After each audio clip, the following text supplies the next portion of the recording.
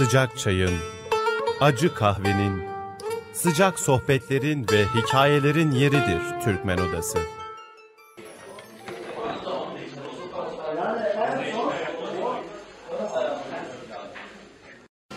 Önce hoş geldiniz, sefalar getirdiniz.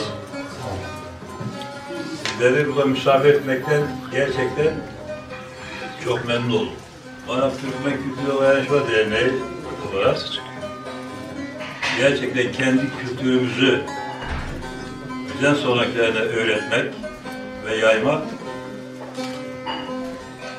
esas görevimizdir yani. Bu kültür bize atadan dededen gelen, yalnız bizim dışarıdan gelen, İç Anadolu'dan, başka şehirlerden, bölgelerden gelenler bu bizim orada kültürümüze hayran kalıyor. Çünkü odanın bir özelliği var. Her şeyden önce bağımsız olması, yani ailenin dışında bir oda olması. Ev odası değil de barak kültür odası. Evin dışında ayrı yapısı olan, evden uzak olan, yani özellikle rahatlıkla konuşulmasında. Bunun için odanın ayrı olmasının özelliği esas o. Misafirin daha çok rahat etmesi. Odanın da bir özelliğini daha fazla rahat etmesinin dışında edep, saygı, kültür hepsi var. Yani oda demek A'dan Z'ye, yani bir insanın yetişmesinde en büyük etkili olan yer. Gerek okuma açısından, çocuğun yetişme açısından en büyük kültürü aileden alır çocuk. Şimdi Kars'ın Kizir bölgesinde bir Kizir varmış. Şimdi nasıl bizim Türkmenlerde boy beylerine, yani aşiretin önüne gelenlerine bey denirse orada da Kizir derlermiş. Yani aşiretin beyi demek. Kizir demek. Bu adaleti çok seven bir adammış. İşte devletine hizmet eden, adalet sağlayan, zulmü sevmeyen bir Kizirmiş, beymiş yani.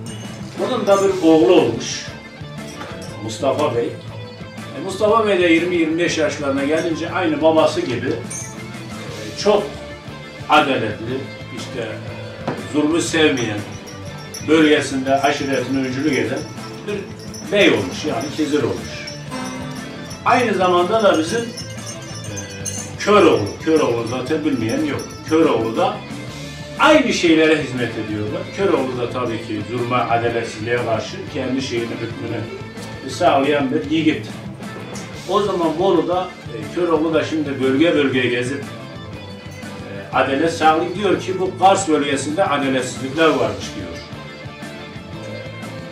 Adamlarını toplayıp Kars'ın Kizir Yaylası'na geliyor. O zaman Kizir Yaylası'na gelince Mustafa Bey'in obasının oraya ulaşıyorlar. O havada da Mustafa Bey obada yok.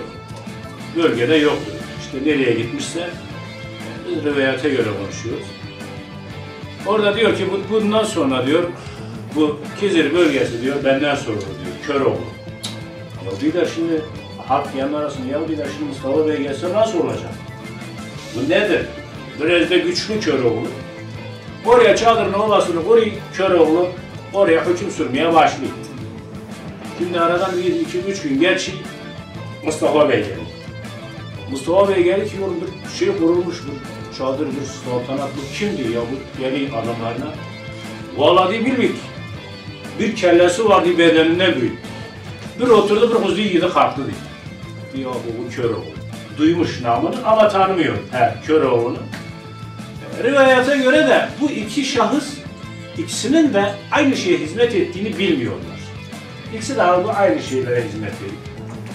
Vasi Mustafa Bey atına binip Köroğlu çadırın oraya geliyor. Sen ne gezin burada, buralar benim hükmüm altında. Köroğlu diyor, bundan sonra diyor, bana diye biat edeceksiniz. Benim hükmüm altına gireceksiniz. O zamanın şeyinden de, hükmünden de böyle bir şeyde 2 tane bey ya da 2 tane yiğit savaşır, kendi arasında dövüşür. Kim galip gelirse oranın hükmü o adamın altına geçer. Bunlar kuruluyor, birbirinden savaşmaya başlıyorlar. 1 gün, 2 gün, 3 gün, 4 gün yenişemiyorlar. İkisi birbirinden. Artık 4. gün bunlar artık ket düşüyorlar, yorgun düşüyorlar. Savaşırken o havada Mustafa Bey atı Alapaça'ya doğru bakıyor. O havada da Mustafa Bey'in atı Alapaça'dan Köroğlu'nun atı Kırat'la birbirinden dövüşüyor. He. Alapaça'ya doğru bakmaz Kırat vuruyor Alapaça'yı Alapaça vuruyor Kırat'ı yere yıkıyor. Mustafa Bey bunu görünce şeye geliyor. Gaza geliyor, iştaha geliyor. Benim diye Alapaça diye Kırat'ı yıktıysa diye bu bana diye ar. Ben de Köroğlu'nu yıkmam lazım. O hersle yorum kaldırıyor Köroğlu'nu yere vuruyor. Tam kamasın, bıçak. Kamasını çıkarayım, Köroğlu'na vuracak, Köroğlu ki bir dakika dur. Yedim diye evde diye eşimle bir helallaşım geldim diye, ondan sonra diye oyunu kullanınca nereyse gittim. Tamam değil Mustafa Bey, bırakıyorum Köroğlu'nu. Köroğlu çıkıyor, çadıra gidiyor, eşinin yanına. Çadıra gittiği zaman eşi halını bakıyor her taraf. 3 gündür savaşı, dövüşü 3 gündür. Ne oldu beyim sana diyor, hayırşallah. Bir atı var diyor, Alapaça diyor, peh. Mecal vermez ki diyor, Kırat paça diyor. Az kalsın diyor, ortamdan biçedi. O zaman eşi diyor ki, ağam kim, paşam kim, beyim kim diyor hanıma. Kiziroğlu diyor, Mustafa Bey diyor, bir beyin oğlu, zor beyin oğlu diyor. O havada Mustafa Bey bekliyor, gelmiyor. Tahmini geldi Mustafa Bey'in artık. Bu nerede kaldı diye, geldim ata bini yallah.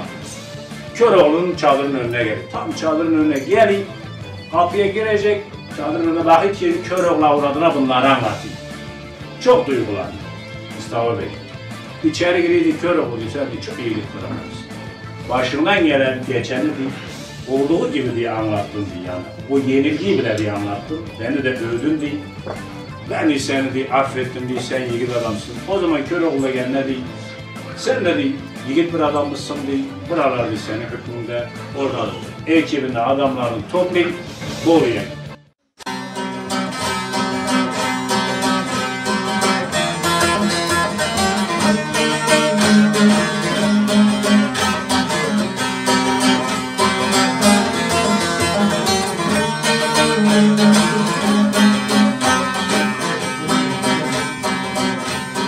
Kırat'ı var Alapaça mecal vermez Kırat paça hey. Az kalsın ortamdan biçem, az kalsın ortamdan biçem. Ağam kim, paşam kim, beyim kim Kiziroğlu Mustafa Bey. Bir beyin oğlu, zor beyin oğlu. Kiziroğlu Mustafa Bey, bir beyin oğlu, zor beyin oğlu.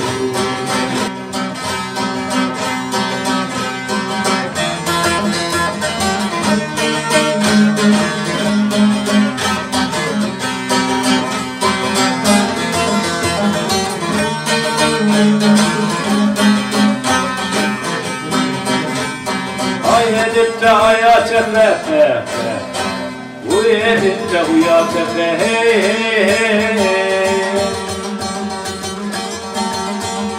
Köroğlunu suya tepe, Köroğlunu suya tepe. Ağam kim, paşam kim, hanım kim